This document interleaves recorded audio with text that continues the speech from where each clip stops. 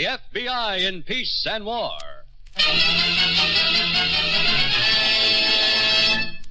The FBI in Peace and War is brought to you by healthful, delicious Wrigley's Spearmint Gum. Enjoy chewing Wrigley's Spearmint every day, as millions do. The lively, long-lasting flavor freshens your mouth and sweetens your breath. The pleasant chewing eases tension, helps you feel better, and get more enjoyment out of what you're doing.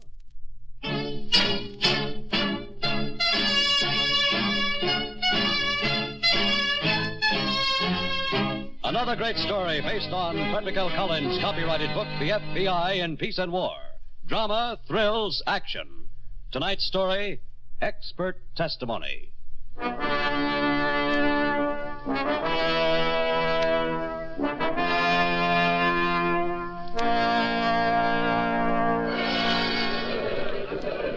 And furthermore,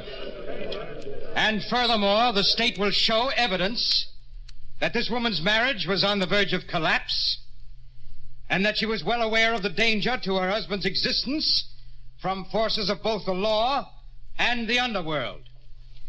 Expert testimony will be presented by special agents of the Federal Bureau of Investigation conclusively to prove that Harry Braden's death could not have been by his own hand, and that this is clearly a case of premeditated murder on the part of the defendant, Mrs. Harry Braden.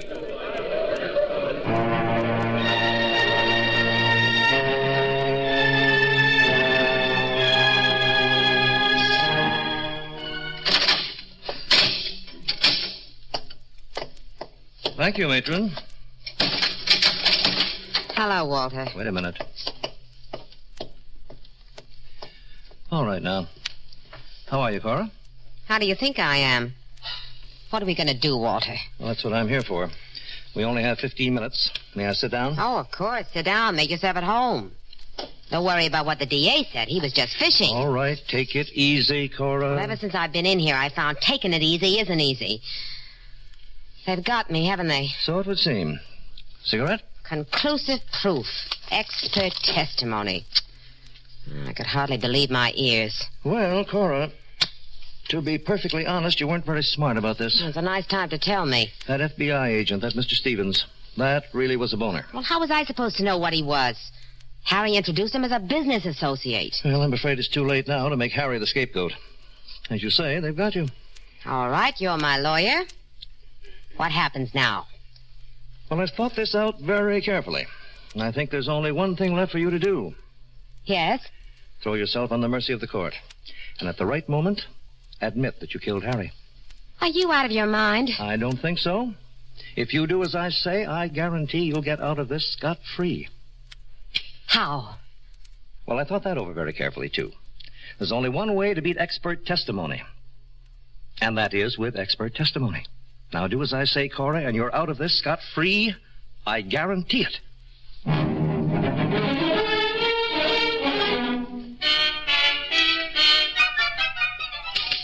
Memorandum to Stevens, confidential.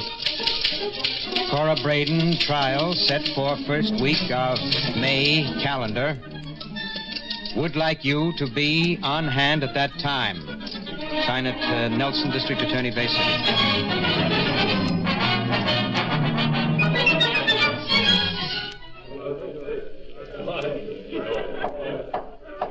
Mr. Stevens, do you solemnly swear the testimony you give the court will be the truth, the whole truth, and nothing but the truth, so help you God? I do. What is your full name? My name is Howard A. Stevens. And what is your occupation? I am a special agent of the Federal Bureau of Investigation. Mr. Stevens, in connection with your work in the Bureau, have you been generally familiar with the activities of Nicholas Lucky Cucciello? Yes, sir. Will you tell the jury about your investigation into these activities, Mr. Stevens? Nicholas Cucciello was a notorious criminal from Chicago, a Prohibition-era mobster.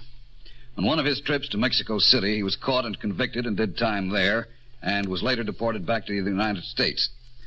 In November of 1944, Cucciello came in contact with Harry Braden and Braden's wife, the defendant Cora Braden. I object, Your Honor. No relevancy has been established allowing for the introduction of the defendant's name. Are you establishing relevancy, Mr. Stevens? I am, Your Honor. Objection overruled. Will you proceed, Mr. Stevens? It was at or about this time, that is, November 1944, that Cucciello and Harry Braden joined forces. Cucciello was spreading his organization to include gun running to South American countries. Braden was to head up this particular operation. When the Bureau was brought into the picture under federal law, our investigation began, and we created a system whereby one of our agents could transmit information from within directly to a central intelligence unit in Washington. Consequently... Allow me to interrupt you, please. By transmit information from within, may we take it to mean one of your agents went undercover? Yes, that's right. I knew from Agent Reynolds that Harry Braden was playing all ends against the middle, and used that opportunity to call on him at his home the evening of March 28th. As an agent of the Bureau? As a business associate of Lucky Cucciello's. I see. And Mrs. Braden was home at the time? She was. From your observation, would you say the marital situation was a congenial one? No, I would not. Quite the opposite. Objection! The witness is not... No! Let him go on! Order. He's right. Harry was going to divorce me. Now, Mrs. Braden... No, I've had enough. I can't take it anymore. Your Honor. I did it. Order in I the killed my husband. I killed Harry.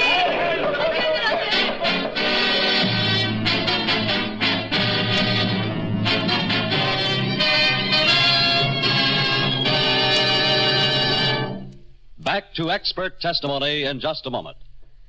You know, friends, one reason you'll enjoy chewing Wrigley's Spearmint Gum is that it helps to keep your mouth feeling so fresh and clean. The lively, full-bodied flavor of Wrigley's Spearmint is really cooling and refreshing. Besides, the chewing itself gives you comfort because it helps to keep your mouth and throat pleasingly moist. Helps keep your teeth clean and bright, too. Try it and see for yourself. Chew Wrigley's Spearmint Gum while you work, while driving your car, out walking, and in your home. See how this delicious chewing gum helps to keep your mouth feeling fresh, cool, and clean. That's Wrigley's Spearmint Chewing Gum. Get some next time you go to the store.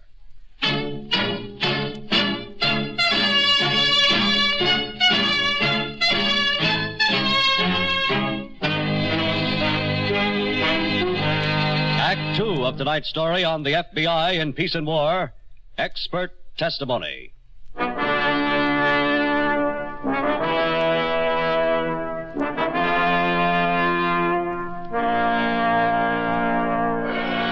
Your Honor, my client wants to change her plea to guilty as charged. Now, because of this, in her own best interest and in the interest of justice, I am going against her wishes to present testimony I had hoped would not be necessary. Under the circumstances, I have no other course. I ask the bench to summon Mr. Miles Hafey to the stand.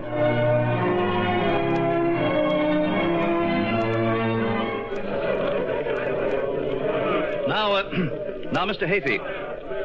Mr. Hafey, let me ask you once again. Do you know the defendant, Cora Braden? I still refuse to answer that. On what grounds? I just refuse. Well, surely it can't incriminate you. Refuse to answer. Well, Mr. Hafey, you will have to answer, or this court will hold you in contempt. Your reluctance may be understandable, but you were subpoenaed to answer questions pertinent to this case. If you know the defendant, that is pertinent, and I direct you to answer. Well, Mr. Hafey? I know. What's that, Mr. Hafey? You'll have to speak up so the jurors can hear you. I cleared the room especially for that purpose. Yeah, I know her.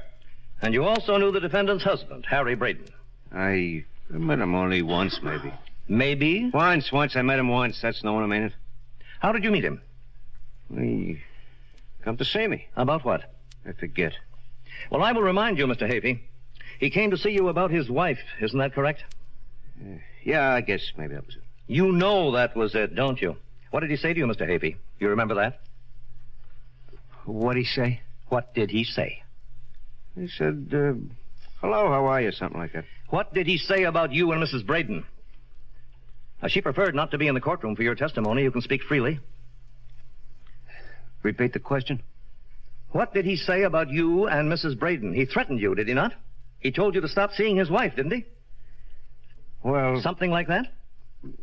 Something like that, maybe, yeah. In fact, he used pretty strong language, isn't that so? Something like lay off his wife or he'd kick your teeth in? Harry didn't say that to me. He wouldn't have the nerve to say that to me. I would break him in two, and he know... I mean, That's all right, Mr. Hafey. Thank you. I don't say nothing. That's all right. Now, let's get on with this. I'm referring to a certain night, the night of Harry Braden's alleged murder. Where did you spend that night, Mr. Hafey? Home, I guess. Home? That's right. Mr. Hafey, I have here a photostat of a page from the register of the Midtown Motel in Parksburg. Oh, yeah, I forgot. I happened to take a little drive, got sleepy at the wheel, and decided to stay over in Parksburg. A little drive of some 100-odd miles. Well, why not? You didn't happen to take the drive alone, did you? Yeah, alone, that's right. Well, this page from the register... People didn't say two people. We were smart. We, Mr. Hafey? Me and a pal of mine, Joe Riley. Mr. Hafey, you are under oath. I have a sworn statement from the clerk of the Midtown Motel. Okay. Maybe it wasn't Joe Riley. Well, then who was it, Mr. Hafey? Now, you're not doing anyone a favor by keeping silent. Doing so may be very admirable, but it could cost the defendant her life. Who was with you that night, Mr. Hafey? Hey, Judge, I have to answer that. I direct you to answer it. What's that? We can't hear you. I said, yeah, she was with me. She was with you? Who was with you, Mr. Hafey? She, the defendant. Cora Braden. Ladies and gentlemen of the jury, I submit to you the reason for my client's strange behavior in her own behalf. Rather plead guilty to a crime she could not commit. Rather suffer the extreme penalty of life in prison than admit something she dare not admit. Now, I submit to you that in spite of the so-called expert testimony provided here earlier, there is but one verdict for you to bring in, and one only. Not guilty. Not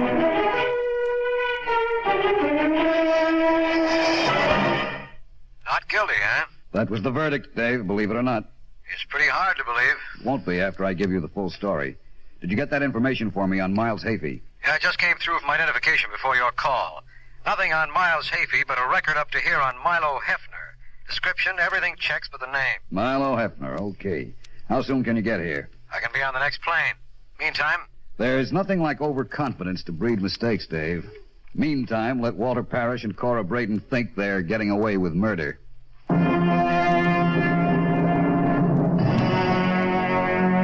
Yes, Cora, I told you we'd get away with it, Cora. Good. That's fine. Nothing like a little freedom to brighten the spirits.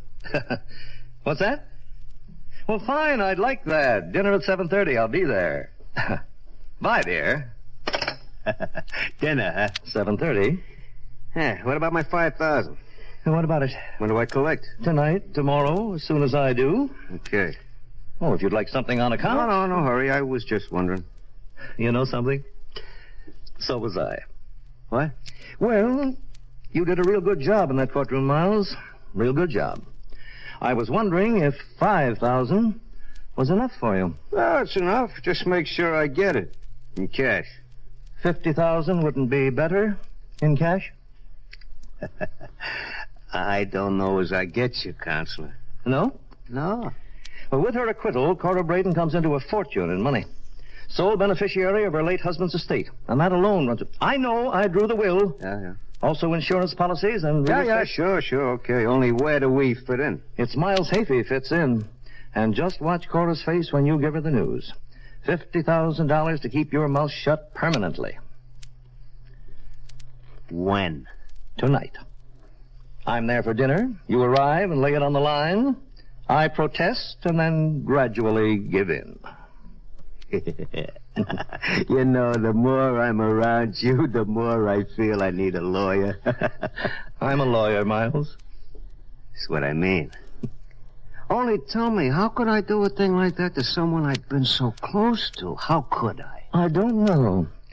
But I have great confidence in you, Miles. Somehow I think you'll find a way. Somehow I think you will.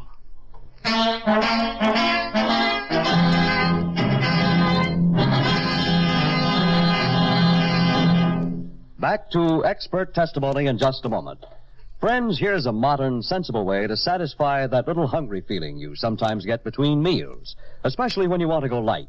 Chew a stick of refreshing, delicious Wrigley Spearmint Gum. You see, Wrigley Spearmint Gum is never rich or filling, yet it does satisfy your taste and give you that little pickup you want.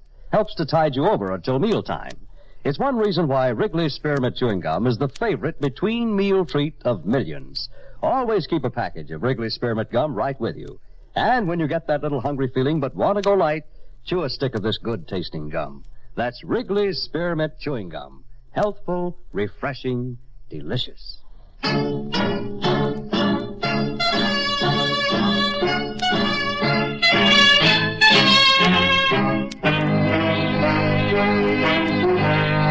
Act 3 of tonight's story on the FBI in Peace and War, Expert Testimony.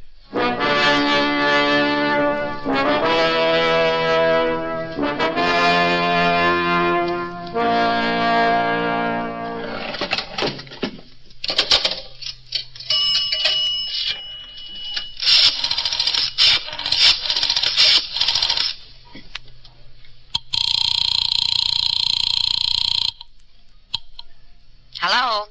Hello, Mrs. Braden. This is Miles Hafey calling. Who? Miles Hafey. The trial, remember? Oh.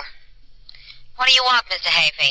Well, I want to see you, Mrs. Braden. I just thought I'd call and let you know before I dropped over. Dropped over? You can't come here. I have a dinner guest. Besides... I don't care what you have, lady. I'm coming over. Okay, Mac, the booth's yours.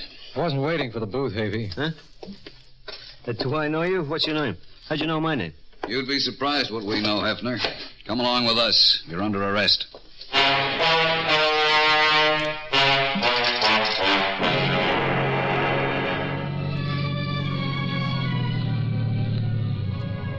All right, Milo. That's what I call being sensible. Dave, you know what to do. Miles Hafey in person. Hope it works. If it doesn't, you know the signal. Go ahead. We'll be waiting for you here.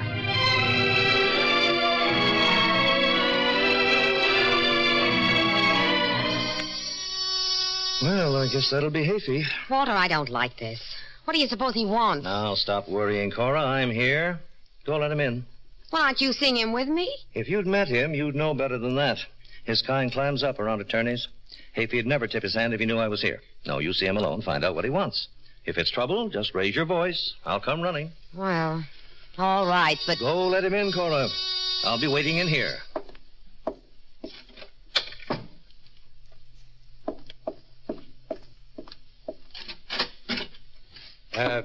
Mrs. Braden.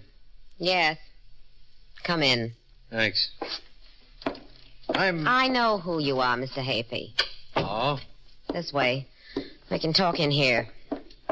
Hey, this is a fancy place you got here, Mrs. I'm Braden. so glad you like it. Real fancy. It must be nice to be loaded. I'm sure you didn't come here to discuss my home, Mr. Hafey. Now tell me, just why did you come here? You ought to know. Money? Well... I don't handle financial transactions, Mr. Hafey. My attorney takes care of that. Yeah, I guess he does. What's the matter, Mrs. Braden? You may be sorry I dropped around? No, not really. To tell the truth, I was anxious to have a look at you. Mr. Parrish tells me you did a fine job on the stand. Oh, talent. Why don't you just drop around to his office in the morning? I'll see to it that he gives you your fee. Mr. Parrish was right. I did do a fine job. Lucky thing, too. They had plenty on you, didn't they? Perhaps. Oh, perhaps about it. They had plenty, Parrish told me. What do you mean he told you? About you knocking off your husband. Who works, he told me. I knew Walter had too big a mouth. I knew it. Where does he get off telling you? Oh, he's a talker, all right. I told him, I said, look, I don't want to hear about it, but he went right on giving me a life history practically. Oh, he did he? Sure. Told me all about how you were a cheesy little nightclub, Corrine, until you latched on to Harry. All right. Never mind what he told you. Now go on, get out of here. Hey, that's no way to talk. Not to the guy who spent a whole evening with you at that... Get out, you hear me? Get out! Walter! All right, Cora, I'm coming. Walter? Parrish? That's right. He was my dinner guest, and he'll throw you out. Walter, your friend Mr. Hafey is on his way out of here. Oh? And for that matter, maybe so are you. What's the idea of letting this clown in on personal information? Personal? What are you... Who are you? Who is he? What's the matter? You blind or something? Shut up, Cora. Don't tell me to... This isn't Miles Hafey. What? I'm afraid I misled you a little, Mrs. Braden. Or rather, you misled yourself. Mr. Parrish is right. I'm not Miles Hafey. My name is Reynolds, Federal Bureau of Investigation. No, Cora! Mrs. Braden, you really are asking for it. Let me have that thing. I didn't mean... Come on. That's better. It's okay, Steve. Everything's all right. Stay there. I'll open it. Mr. Parrish. Yes. Now, Cora, for the love of heaven. Oh, I don't know what got into me, Walter. I didn't mean to shoot. It's all right, Steve. Mostly a mistake. Mostly a bad shot, you mean? I saw her face through the window. If she could have killed you, she would have. Mr. Nelson. Yes? Bring Hefner in here, will you? Okay, Mr. Stevens. Hefner? Hefner, Hafey, take your pick. Right in here, Milo. Now, don't say a word, Miles. Not one. He's said enough already. And I have an idea he's only just begun. Between you and me, Parrish, you're all washed up. I mean as one expert to another. Come on, let's go.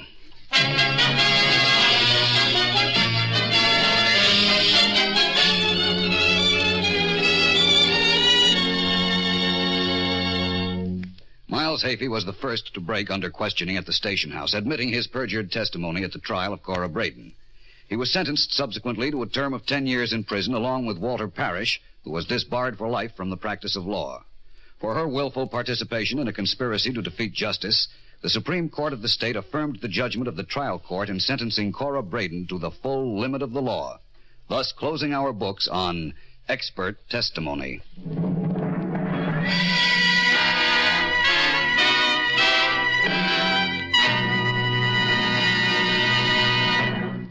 Remember, friends, to help keep your mouth feeling fresh and clean, chew Wrigley's Spearmint Gum. There's lots of lively, refreshing flavor in it, and you can chew a stick just about any time and any place. Then, too, while you're sinking your teeth into this good-tasting gum, the natural chewing action is helping to keep your teeth clean and bright. Next time you're at the store, get some packages of Wrigley's Spearmint Chewing Gum. Get plenty for your whole family, because Wrigley's Spearmint Gum is a perfect all-family treat. Healthful, refreshing, delicious.